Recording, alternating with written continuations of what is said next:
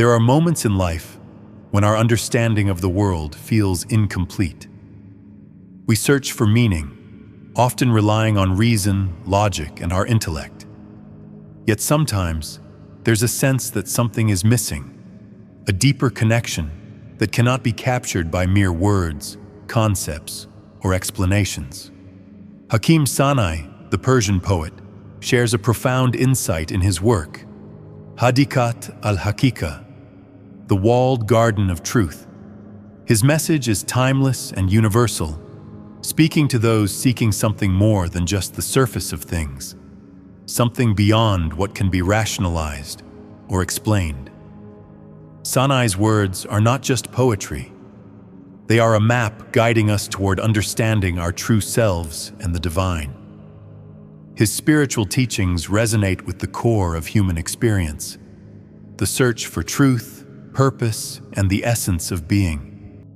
Sanā'ī begins by acknowledging our attempts to reason our way to God, or truth. He writes, "We tried reasoning our way to Him. It did not work. But the moment we gave up, no obstacle remained." In these few words, Sanā'ī reveals the limitations of human intellect. Reason, though powerful, can only take us so far. It opens doors, yes, but it is the divine presence that truly lets us in. This is a humbling realization. It's not about mastering knowledge, but surrendering to a higher wisdom that transcends our own understanding. But here's the key. How can we access this wisdom if we do not first understand ourselves? Sanā'ī emphasizes this in his poem, "How will you ever know Him as long as you are unable to know yourself?" The first step on the spiritual journey is self-awareness, the purification of the heart, and the shedding of all that clouds our vision. It's not about striving to be someone else or achieving some external ideal, but about returning to the essence of who we truly are. In Sanā'ī's world, we are often prisoners of our own egos, bound by the limits of our body and desires. Break free from your chains you have forged about yourself, for you will be free when you are free of clay. The body, with all its material concerns and limitations, is not the true self. Our heart, though, is pure and capable of shining brightly. Sanā'ī's metaphor is powerful. The body is mere compost, while the heart is a blooming garden. Our physical existence may fade, but the spiritual essence, the heart, remains eternal, if only we allow it to grow. He calls us to remove the rust of hypocrisy and unbelief, to polish the mirror of our hearts with the purity of unwavering faith. This is not an act of rebellion or conflict, but of surrender and openness to divine truth.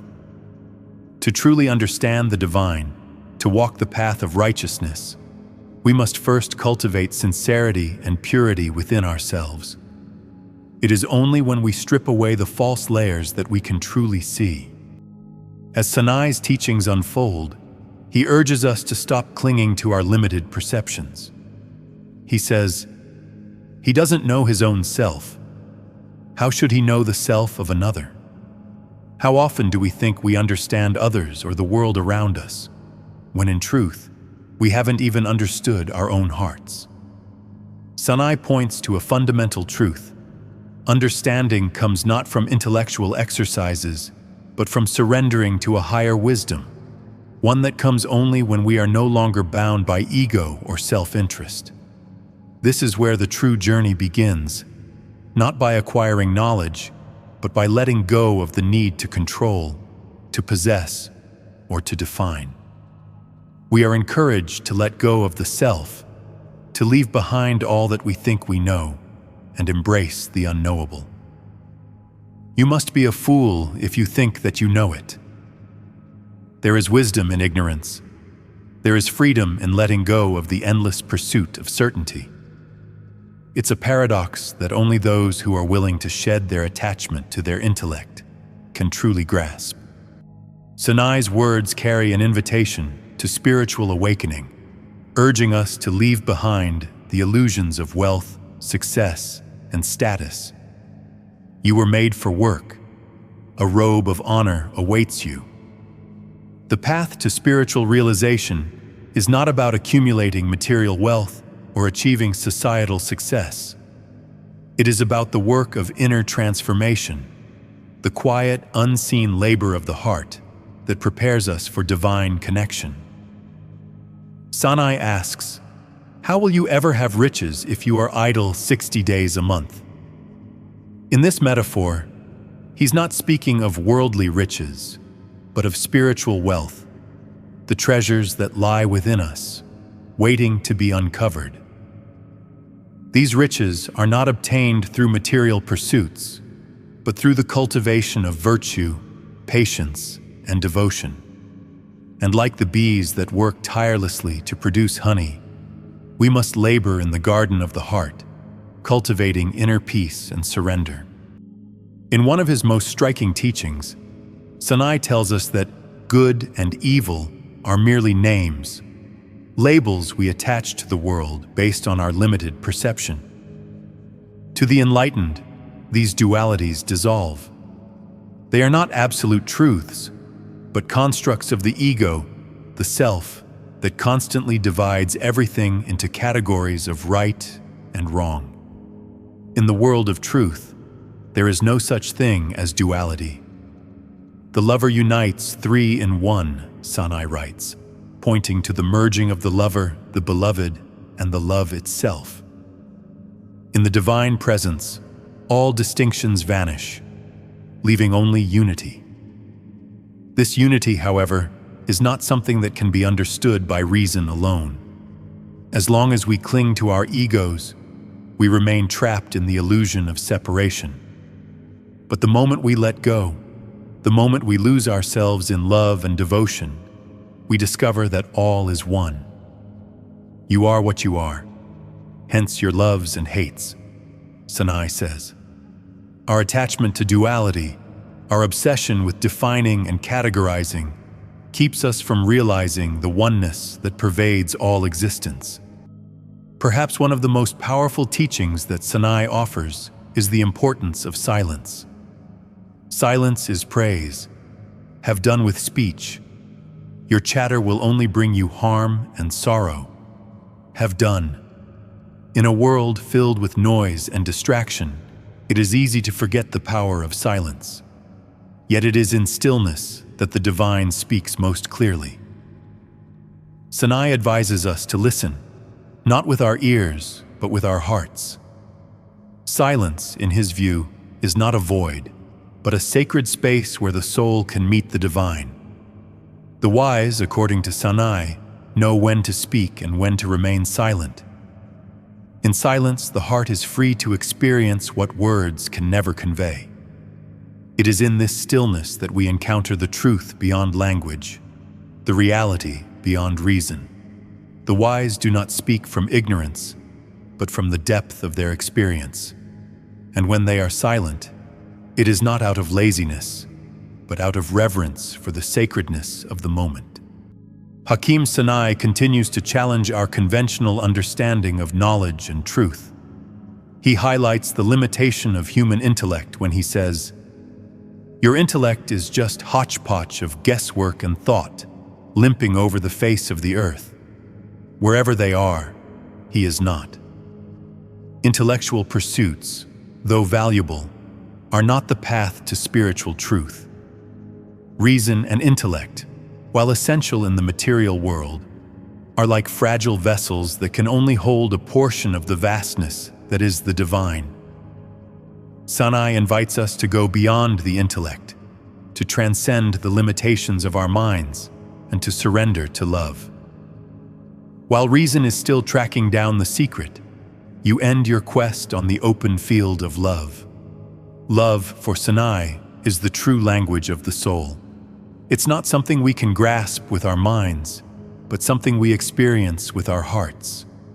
It's the pull of the divine, the force that transcends all boundaries and dualities. And yet, Sanā'ī reminds us that this path is not for the fool. Listen truly and don't be fooled. This is not for fools, he warns. Spiritual wisdom is not for those who seek instant answers or easy paths. It requires patience, surrender, and a willingness to go beyond the self. To be truly initiated into this love, one must be ready to abandon all preconceived notions of right and wrong, of good and evil, and enter a world where everything is seen through the lens of divine unity. One of the most profound teachings of Sanā'ī is his call for contentment. He writes, "Whatever befalls you, misfortune or fortune, is unalloyed blessing, the attendant evil a fleeing shadow." In a world obsessed with achievement and success, it's easy to think of life in terms of what we have or don't have, what we gain or lose. Yet Sanā'ī points out that life's true blessings lie not in our circumstances, but in how we respond to them. In the divine order, there is no such thing as bad fortune. Everything, whether seen as good or bad, is part of a greater plan. Misfortune, in the eyes of the mystic, is merely a shadow that flees in the presence of the light of truth. By accepting life as it comes, without judgment, without resistance, we open ourselves to divine wisdom and guidance.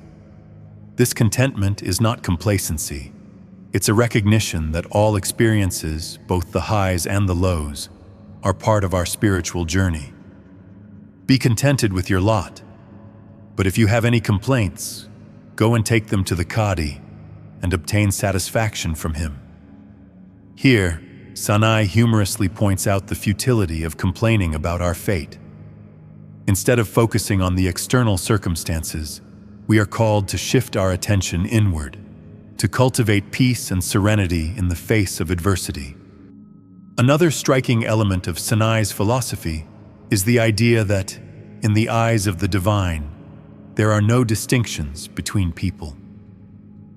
At his door, what is the difference between Muslim and Christian, virtuous and guilty?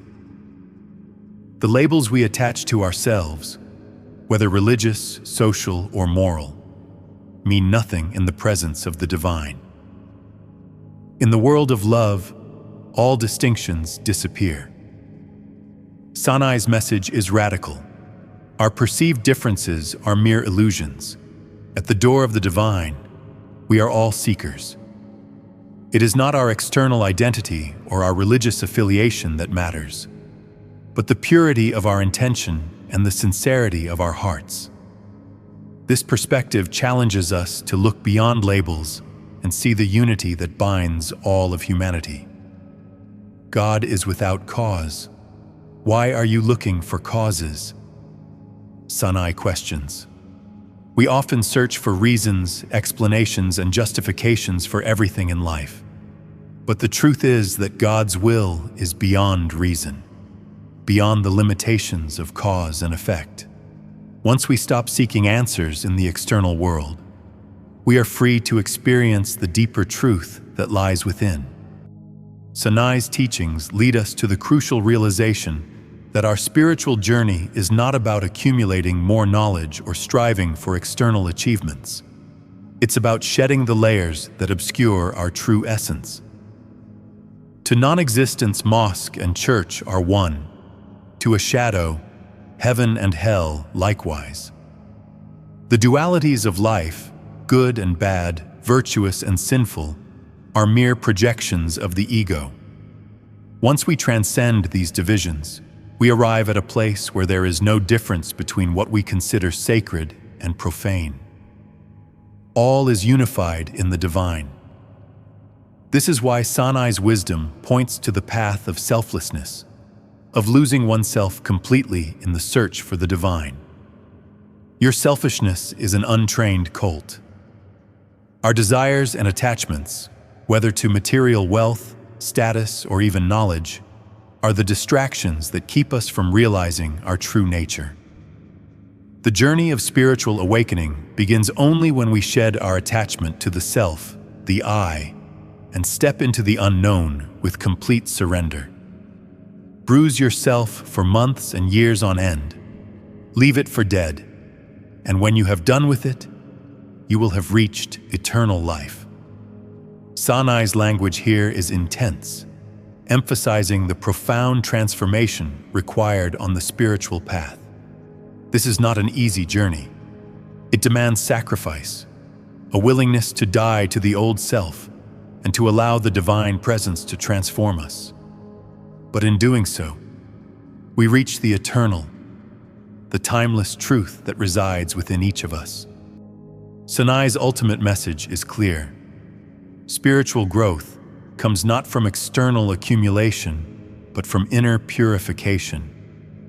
It's about shedding the false self and embracing the true essence of who we are. The journey requires us to step beyond our attachments, our fears, and our egos. It asks us to become unselfed, to break free from the chains we have forged around our own hearts. In his final verses, Sanā'ī urges us to move beyond the limitations of our current state. When the eye is pure, it sees purity. The purity of the heart is what allows us to see the truth.